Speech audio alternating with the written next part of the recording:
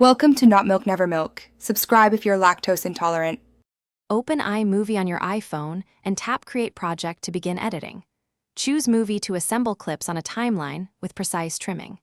Import footage from photos or directly from the camera roll into the timeline.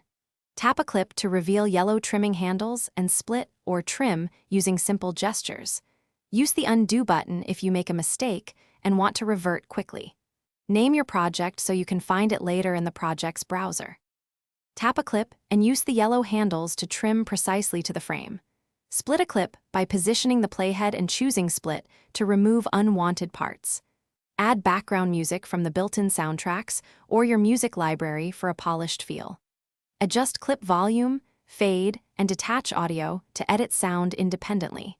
Use VoiceOver to record narration directly into the timeline for clear commentary. Preview playback to confirm cuts and audio levels before exporting your final video. Apply filters, stabilize shaky clips, and enable Ken burns for photos. Tap the filters icon, then choose a look to create mood and consistency. Use titles to add text overlays and adjust font, size, and position to match your brand.